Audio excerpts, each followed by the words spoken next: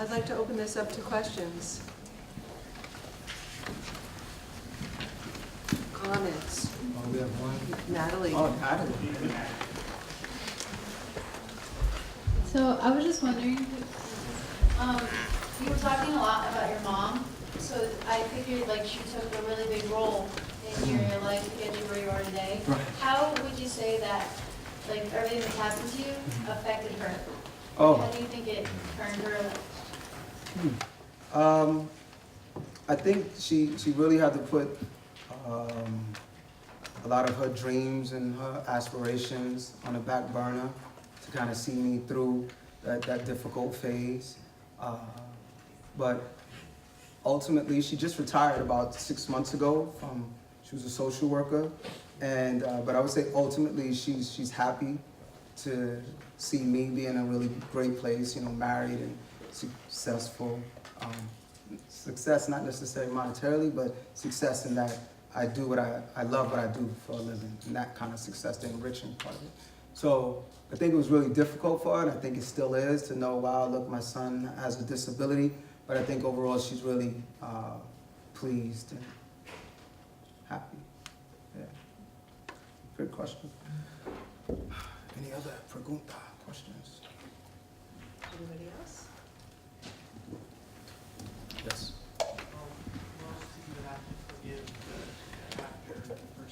Say that one more time.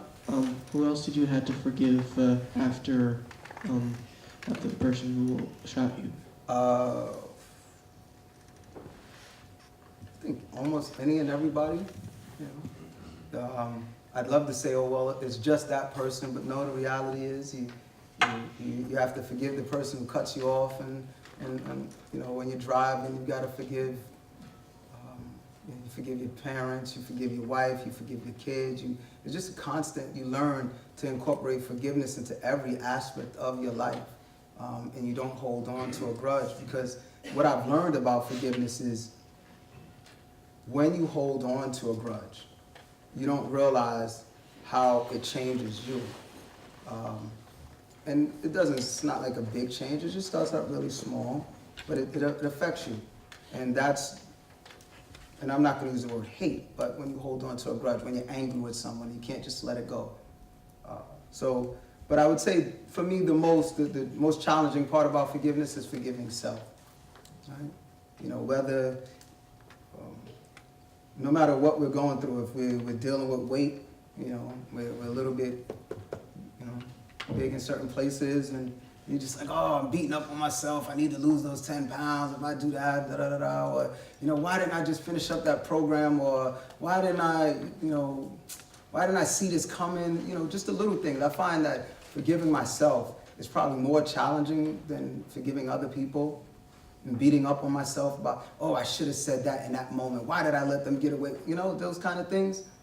So just saying, okay, woosah, let it go. It's no big deal. Those kind of mantras are important. But yeah, forgiving myself is far more challenging. Okay, so I'm from Brooklyn also, and I wanted to know, like, when you go back home, do you feel like you want your message to really hit everyone in the room at that time? Like, everyone that you speak to? That's a great question. Honestly, I would say I've learned over the years that this message isn't for everybody, but it's for somebody. So initially, I would go into a school or to a venue and say, yeah, I wanted to impact everybody. But I don't think it's for everybody, but it was for somebody tonight, right? And so as long as it reaches its target audience, then I'm happy.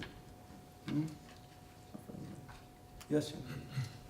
You said when you left the hospital, you found out that your friends too were actually behind the setup and how you were shot. How did you deal with that when you came back home?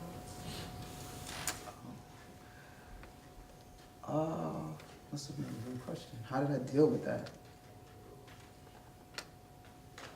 That book I told you about that I was reading, he said, vengeance is mine, saith the Lord. So I realized the dirt that I had done, it came back to me.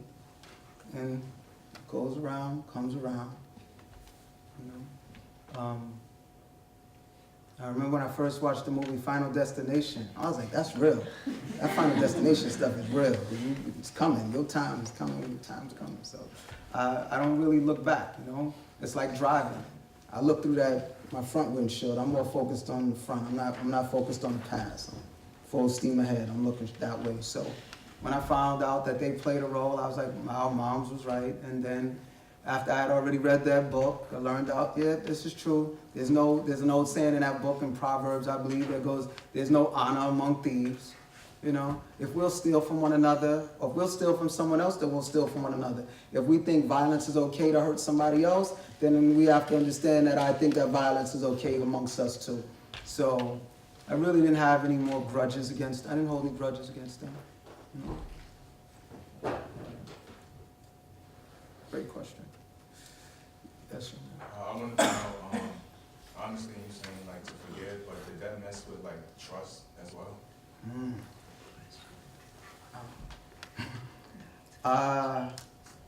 Yes, it did. Until most recently, I've realized that I trust human beings to conduct themselves like human beings. So as long as I keep that in mind, that I'm dealing with imperfect people, then I have to expect for people to let you down and to get upset and not see it the way I see it. And as long as I don't internalize everything, you know? But I think to a certain extent I say yes because my circle is really tight now. It's really, really small. It's Zen, Harmony, my wife, my mom's. But now I had to choose my wife comes first, you know? So she's my number one lady now in my life. But my circle is really small, as it's supposed to be.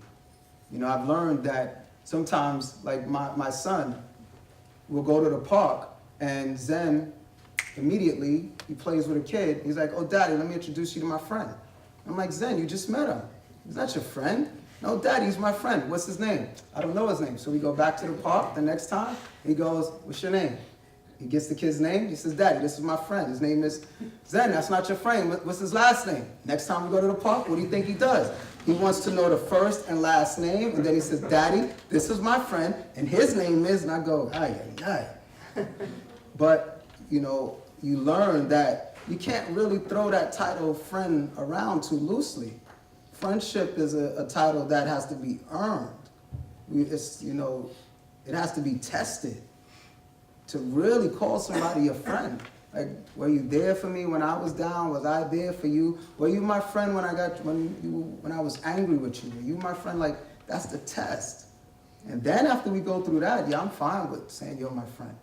So, but I've got mentors, you know. I'm trusting enough to know that I can't do this by myself. So I love hanging out with people that are a little bit older and wiser than me and say, hey, I can show you some things. Yeah. So yes and no. Good. It's a hard question. Yes. I noticed your dad wasn't in that circle, and he was the second person on your hate list. Where is he in your equation? All right. There you are listening. Okay. All right. I apologize. That's what happens when you're a mama's boy. You know? You always got mommy at the top of the list. Okay? But I've learned that sons love their mothers. Most of them, right? Sons love mom, and girls usually love dad. Right? That's how it usually goes. So my dad is still alive. He's still in that picture, you know. But unfortunately, he wasn't in the house. And so even though him and I will always be close, it'll never be like how me and my mother are, you know. You got to be in the house. You got to be there. You got to be present. And so that's part of the reason why he's on the list. He is on that list, okay, wife, children. So he's right after my mom, right there. Duly noted. I apologize. I apologize. Yeah. So, yes. Which part of the Bible were the ones that helped you more to heal besides the story of Joseph? The gospel, you know, the gospel. It's powerful stories. It's so powerful that it's repeated 4 times. You know, Matthew, Mark, Luke, and John. It's so powerful. Tell it again, tell it again, tell it again. You know, it's powerful. Last year, hey, you want to know something? I was Christian after I got shot, right? And I went to church, not too much. I read the Bible a lot. Then one day I was in a school in Newark, New Jersey. A guy who was Muslim said, "You sound like you are a believer." Yes, I am a believer. He said, "Have you ever read the Quran?" Never read it. Even though my name is Hashim and I was raised Hashim. He said, "Have you ever read the Quran?" He said, "No." Gave me the Quran. He said, "How do you like what you're reading?" I said, "It's really good." He used to take me out to eat. He was like one of my mentors. I learned a lot. I wound up taking my Shahada, meaning that I became Muslim. You think, oh, the story is over? No, no, no. I meet Stephen McDonald, who's Catholic, right? He's really Catholic, like really, really good guy. I love him, right? And I'm hanging out with him, and I'm hanging out with another guy named Christoph Arnold, who passed away. He's the author of a book. If you ever read a book called Why Forgive, I don't know if you ever seen this book before. Long story short, 2 years ago, I was baptized. I'm Christian. I went to Africa last year, took my wife and my children, and we went to a country called Ethiopia, rich in history. And we were over there for almost 3 weeks. Did you know that's where Nipsey Hussle's family is from Ethiopia, if you didn't know? Yeah, so now I'm Catholic, and I'm like really Catholic now, though. Not Roman Catholic, though. It's a difference. It's called Ethiopia. It's called Tahoedo, right? It's Catholic, meaning the oneness. I don't mean to get too heavy. I'm sorry. You asked me a question. I did not answer the question. I apologize. The Gospel and Psalms. I enjoy reading Psalms. You learn a lot from the Psalms. And the Psalms is a psalm that goes, "For he who created the eye, can he not see? And for he who created the ear, can he not hear?" So that means God is watching what we do, and anytime you call on him, he can hear you. So if he created the eye, he can see, and he created the ear, he can hear. Yes. That was a deep question. Natalie, did you have your hand up too? Did you ever encounter the individuals again? The person who shot you and then your friends? Okay, I'll start with my so-called friends. I saw them after I was shot. I was in the hospital. They would come visit me. As long as my mother wasn't around, they would come and sneak into my room or come and visit me. So yes, some of them unfortunately have been killed. Some of them spent a lot of time in jail. And so yes. But as far as the kid who shot me, no, I never saw him again. But I actually am trying to connect the dots. I'm trying to figure out how I can locate him. So that's what I'm working on now. Trying to figure out if he's still alive, and if so, how can I meet with him? It's the next phase. But it took me meeting people like Stephen McDonald, because that was one thing, was a big part of his story, is that Stephen McDonald wrote to the young man who shot him and paralyzed him.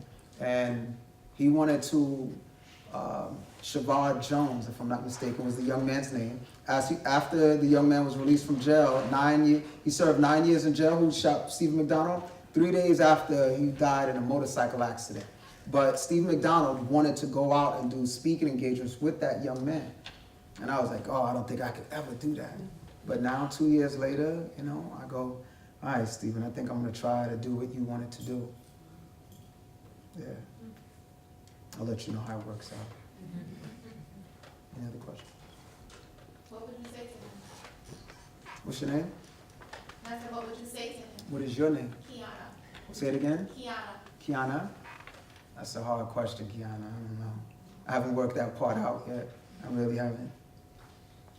I think sometimes I say I want to say thank you. I want to know, does he have a family? If anything, I just want to thank him, because he doesn't realize how he helped me. I was really, really lost at that stage in my life. And even though, it wasn't his plan to say, oh, I'm going to shoot him in the spine and I'm helping him out, I just want to let him know, you helped me. So, and we'll see if I can get some YouTube and subscribers and all that good stuff. All that good stuff, yeah. How important is it for you to accept, that the person that you forgave accepted that forgiveness? Not at all. Yeah. Because again, I didn't do it for him. You know, and that's the part that I learned while I laid in the hospital. Part of the reason why I forgave him is because I realized that hating him was affecting me. You know, I was the one who didn't want to take the medication. I was the one who didn't want to go to therapy. I was the one yelling at the residents. So I realized, wow, being angry with him is affecting me, and so forgiving him is helping me. They say forgiveness is a gift you give yourself. It's not about the other person. It's not about letting them off the hook. I wish I would have pressed charges. I wish he would have gone to jail, but I can't rewind the hands of time. But that's the forgiveness. It's about saying, I'm letting myself off the hook. I'm tired of beating myself up. You know? I've heard somebody say sometimes when you hold on to a grudge, it's like a basketball player. He said, I own real estate in your mind, in your head, right? There's a basketball player, Joel Embiid from the 76ers. He's saying, oh, I'm so good against this other player that when I go to play against him, he can't play his game because he's so scared of me. I am in his mind. And I was like, wow, that's such a powerful phrase. And what that meant to me is the kid who shot me, he no longer owns real estate in my mind. What you did to me is one thing, but if I don't forgive you, you're here. I'm opening the door saying, bye. I don't think about you anymore.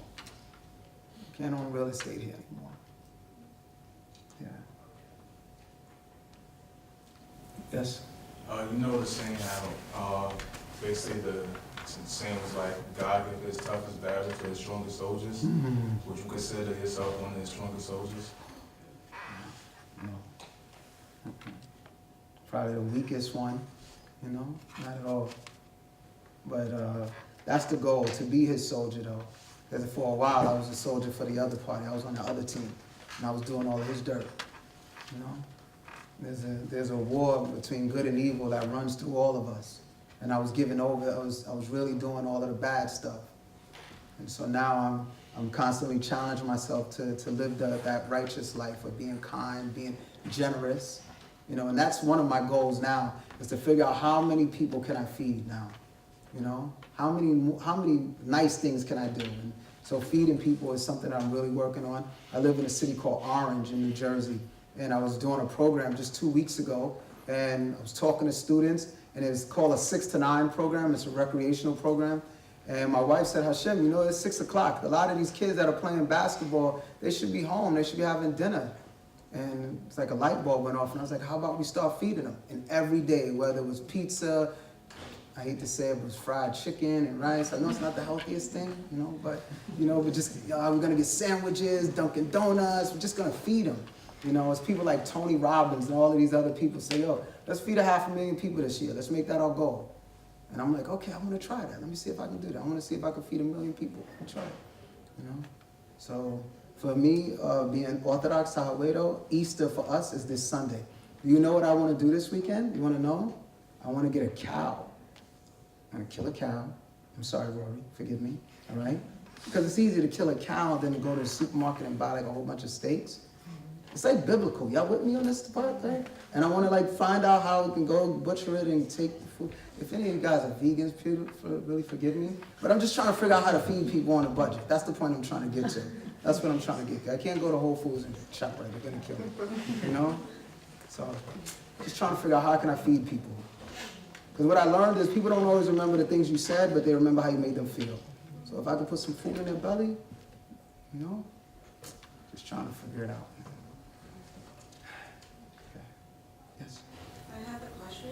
It was really challenging to really forget all the choices that you had made to get to that point. Repeat. There was a question or statement? No, it was a question. Okay. It was really challenging for you to forgive yourself because you said you had to forgive yourself besides forgiving people. And you always said like it was your choices. So it was that really challenging, or it was like it felt as the same way as another person? Me. Because, you know, to be honest with you, I would love to say, oh, the most challenging part of my life was forgiving the kid who shot me, but It was while I was in school, why didn't I apply myself? It was, you know, why did I make these investments instead of that investment? And why didn't I put money on Amazon when I was just a small IPO?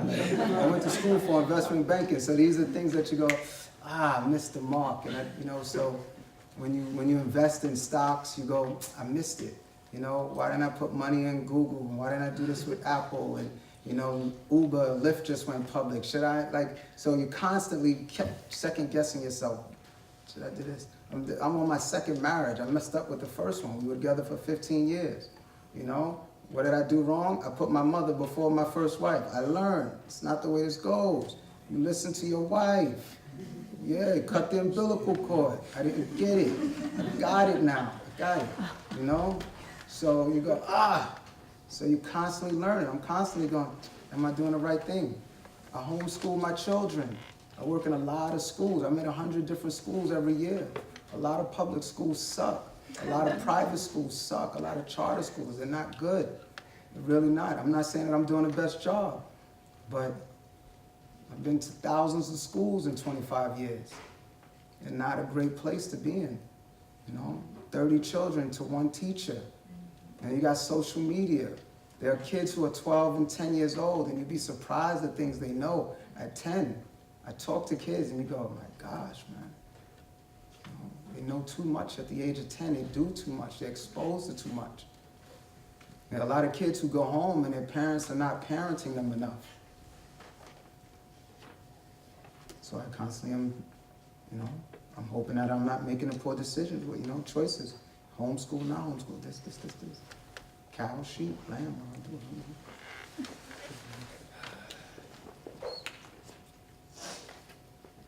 Any other questions? Any other questions? Okay, I do. I want to thank you again so much for, oh, is there another question? Just one last one. Oh, sure. So I kind of missed a lot of this, I'm so sorry, but regarding your children being homeschooled, don't you feel like if they were in a public school, a lot of the, let me try and think how we phrase this. I feel like if children are in schools, I like the way you're doing it as well, but I feel like if they're in schools, you know, a lot of things happen, and I understand that a lot of it is negative as well, but don't you feel like that's also a way for them to learn those kind of lessons? Mm-hmm. Or what is your opinion on it, that you actually put your children in homeschooling? And how is it going for you? Like, I don't know. I mean, I'm not like from here, but I feel like even though, you know, these schools are extremely harsh, there's a lot of lessons to be learned out of it as well, you know, like there's many skills. I don't know. I just wanted to hear your opinion on it. I would say initially my motivation for wanting to homeschool them was purely fear. It started from school shootings, honestly. You know, when Adam Lanza went into Sandy Hook Elementary and he killed all of those children, my daughter she was the same age. And I remember all of, you know, parents just going up to the schools and getting their kids out of school. So initially it was just pure fear. You know, there's a term for everything except when you lose a child. When you lose a spouse, you're a widow or widower. You lose a parent, you're an orphan. There's no term for when you lose a child. That's how deep the pain is. They haven't even come up with a phrase for it yet. So it's just pure fear. And so, yeah, I mean, it's a growing movement. You know, there's a lot of people homeschooling their children. We're part of a network of people. We definitely second guess ourselves. Our children are in track and soccer and taekwondo and 1,000 different things to keep them as social as possible. They go to church every Sunday. They've got friends there. You know, at some point, we know we have to let them go. But we're just trying to hold on, you know. May I ask how old they are? 10 and 6. 10 and 6? Yeah. I feel like it's a good age to hold on, and, you know, they have high school. Yeah, exactly. So hopefully we're, you know, if we're still here in America, I guess they'll go to high school, but, you know, I wouldn't mind relocating to another part of the world. I've been to England twice. There's some pretty cool primary schools out, good schools. I think they graduate at 11th grade or so, you know. Not 12? No, I think it's just like a year or so earlier. So, well, we've thought about it. Well, I mean, I think regardless, I think in every country, you know, you're gonna have those schools that you're gonna have those children that are bullies, that they're gonna have hard times, and Yeah. I feel like every child goes through that, and I think it's just the way they've been brought up, and you know, like I said, I haven't been here for that long, unfortunately, to listen to your speech, but it sounds like you're positive, you've really got it going, like just from being here for these last few minutes. Like I was smiling the entire time at every single answer that you had, like it was just so positive, and I feel like one of the few things that you said I like grasped, and I was like, wow. I appreciate it. And I feel like, you know, if they're learning from you in that way, that I just like took in those few words, and they go to school, I think if anything negative comes their way, they're gonna handle it exactly like that. Thank you. And I think they're gonna be great. Thank you. I need to hear that, you know. I need that, honestly. You know, say, all right, you can let them go. I appreciate that. Yeah. Thank you. Okay, I think what we're going to do now is we can continue these conversations individually. There's food. There are a lot of people here. And most of all, again, I want to express our thanks to Thank you, you. Dr. Shah. What a powerful Thank you. talk. Really.